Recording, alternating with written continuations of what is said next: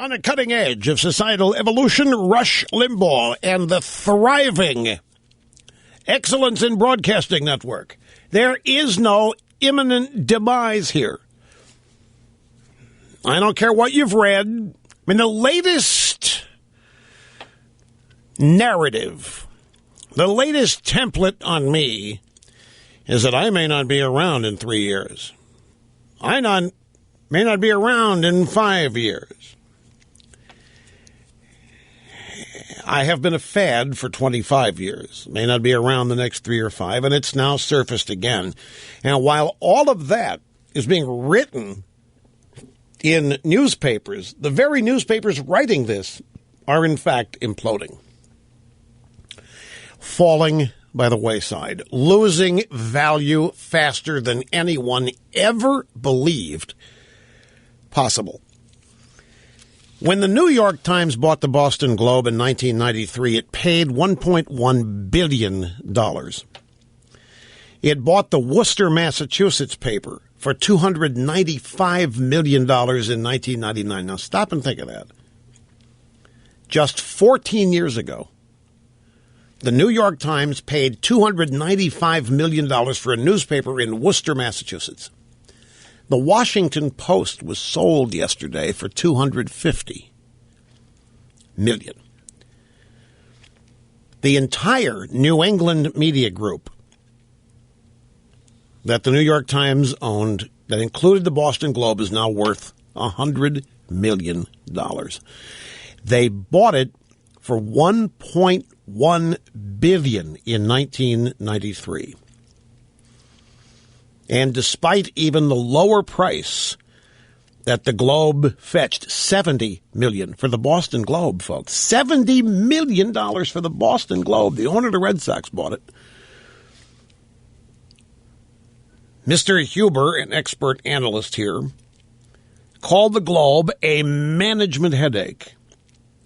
Brian Tierney, a Philadelphia businessman, bought the Philadelphia Inquirer and its sister newspaper, the Philadelphia Daily News, in 2006 from McClatchy for $515 million. And after Mr. Tierney's purchase, national advertising plummeted, circulation continued to tumble.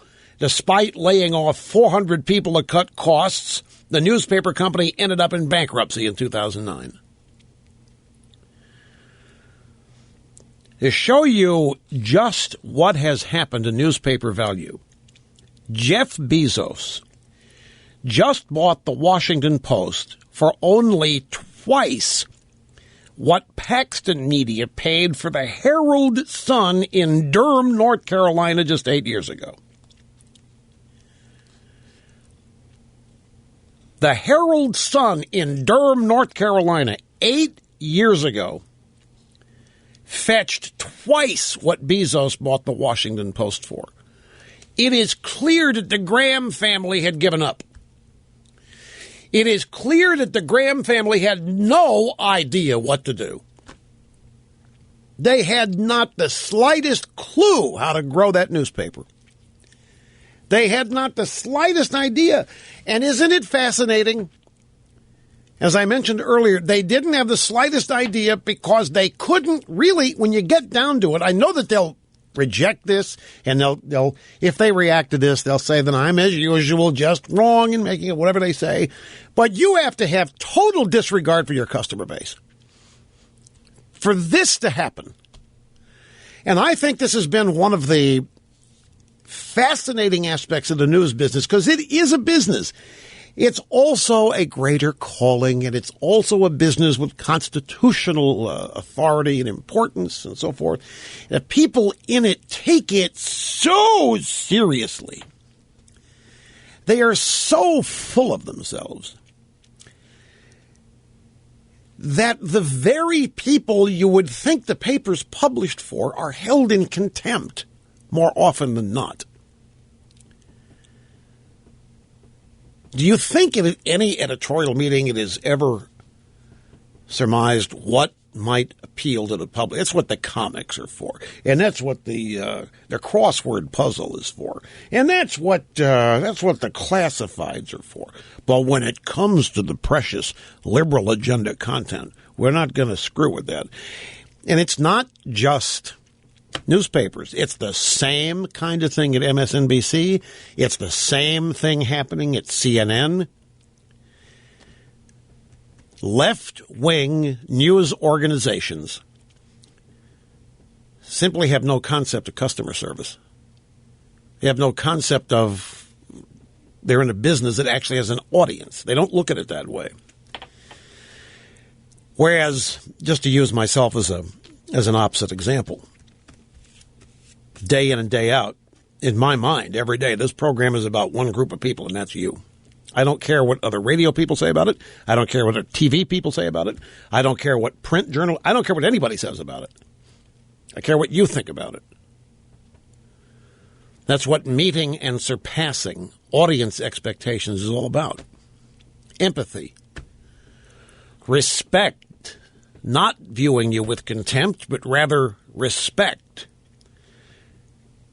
And understanding that you were all highly intelligent. Don't have to dumb anything down here. Don't have to write for a third grade level, as they supposedly do in newspapers and so on. The whole thing fascinates me. So here you have a guy who is totally focused on customer service, has bought the Washington Post. How is that going to work? Again, as I say, if this is just a toy purchase, then nothing's going to change.